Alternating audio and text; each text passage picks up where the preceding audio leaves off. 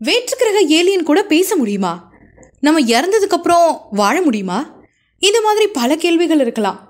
ஒவ்வொரு குற்றத்துக்கு பின்னாடியும் ஒரு பின்னணி கதை இருக்கிற மாதிரி ஒவ்வொரு விசாரணையிலையும் தெரிய வர தகவல்கள் சில சமயம் சுவாரஸ்யமாகவும் சில சமயம் திகிலாகவும் இருக்கும்.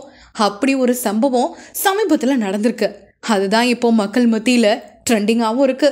கேரளாவை சேர்ந்த 3 பேரோட உயிரிழப்பு மக்கள் மத்தியில் பெரும் பரபரப்பாக பேசப்பட்டு இருக்கு. கேரளாவை சேர்ந்த இந்த 3 பேர் அருணாச்சல பிரதேஷுக்கு எதுக்கு போனாங்க, ஏன் உயிரிழந்தாங்க, அவங்களுடைய லேப்டாப்பில் இருந்த விஷயங்கள் எல்லாம் என்ன சொல்ல வருது அப்படின்னு ஒவ்வொரு விஷயமும் அவிழ்க்கப்படாத முடிச்சுகளாக தான் இருக்குது. இந்த சம்பவம் தான் சமீபத்தில் எல்லார் கவனத்தையும் இழுத்திருக்கு. இறந்து போனது யாருன்னா நவீன் தேவி. இவங்க 2 பேரும் ஒரு கப்பிள்ஸ். இந்த திருமணமான தம்பதிகளோட சேர்ந்து தேவியோட கேர்ள் ஃப்ரெண்டான ஆர்யா, இவங்க 3 பேரும் தான் அருணாச்சல பிரதேசத்தில் இருக்கக்கூடிய ஒரு ரூமில் இறந்து கிடந்திருக்காங்க.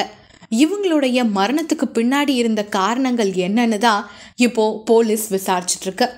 ஏப்ரல் 2ஆம் தேதி ஆந்திர பிரதேஷ் ஜெரோவில் இருக்கக்கூடிய ஒரு ஹோட்டல் ரூமில் உடலில் பல காயங்களோடு இறந்து கிடந்த இந்த 3 பேருக்கும் என்ன சம்மந்தம், எதனால் உயிரிழந்தாங்க, உடலில் ஏன் இவ்வளோ காயம் அப்படின்னு ஏகப்பட்ட கேள்விகளுக்கான விடைகளை இப்போது போலீஸ் தேடிட்டு இருக்காங்க. விசாரணையில் பல உண்மைகள் தெரிய வந்திருக்கு. 3 பேரும் இறந்ததுக்கு அப்புறமா பின்னாடி இருக்கக்கூடிய வாழ்க்கையை நம்பியிருக்காங்க. வேற்றுக்கிரக வாசிகள் அப்படிங்கிற ஒரு விஷயத்த கண்மூடித்தனமாக நம்பியிருக்காங்க. அவங்க கூட பேச்சுவார்த்தை கூட நடந்திருக்கு. இறந்து போனவங்க எந்த காரணத்துக்காக இறந்து போயிருப்பாங்க அப்படின்னு விசாரிக்க ஆரம்பிச்சப்போ பல திடுக்கிடும் தகவல்கள் கிடைச்சிருக்கு. வேற்றுக்கிரக வாசி ஏலியன் பேசின PDF ஃபைல் ஒன்று கிடைச்சிருக்கு. இதில் பல விஷயங்களும் இருக்கு. மில்கி வே கேலக்சியில் இருக்கக்கூடிய விண்மீன்லிருந்து ஏலியன் மைத்தி அப்படிங்கிற ஒரு கதாபாத்திரத்தோட பேசியிருக்காங்க அப்படிங்கிற ஒரு விஷயம் தெரிஞ்சிருக்கு. ChatGPT மாதிரி மைத்தி கூட பல கேள்விகளுக்கு பதிலும் அளிச்சிருக்காங்க. கருப்பு சட்டை, கருப்பு பேண்ட்டு, வழுக்க தலைன்னு ஒரு ஏலியன். இந்த ஏலியனுக்கு பேர் தான் மைத்தி. மைத்தி அப்படிங்கிற பேரில் மக்கள் கேட்குற கேள்வி எல்லாத்துக்கும் இது பதில் சொல்லுது.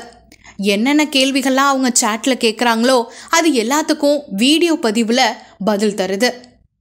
இது மட்டும் இல்லாமல் ஆவணங்களில் பல திடுக்கிடும் தகவல்கள் கிடைச்சிருக்கு. டைனோசர்ஸ்லாம் அழிஞ்சு போகலை, ஏலியன்ஸோட உதவியோட வேற ஒரு கிரகத்துக்கு மாற்றப்பட்டிருக்கு, டைனோசர் இன்னும் உயிரோட தான் இருக்குது அப்படின்னும், அது மட்டும் இல்லாமல் மற்ற கிரகத்தில் நம்ம எல்லாரும் இறந்த பிறகு உயிர் வாழலாம் அப்படிங்கிற ஒரு விஷயமும் தெரிய வந்திருக்கு.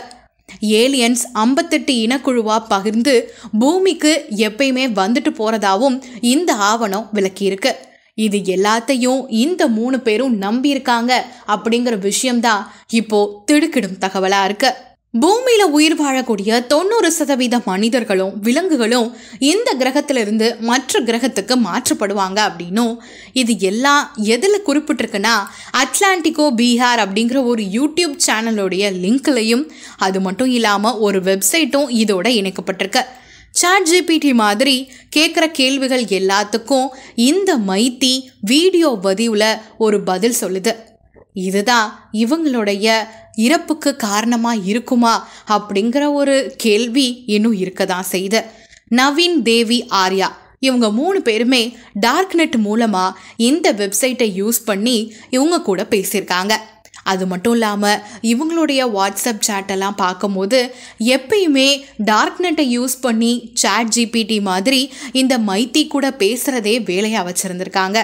அது மட்டும் இல்லாமல் ஆர்யாவுக்கு டான் பாஸ்கோ ஐடியிலிருந்து பல இமெயில்களும் வந்திருக்கு.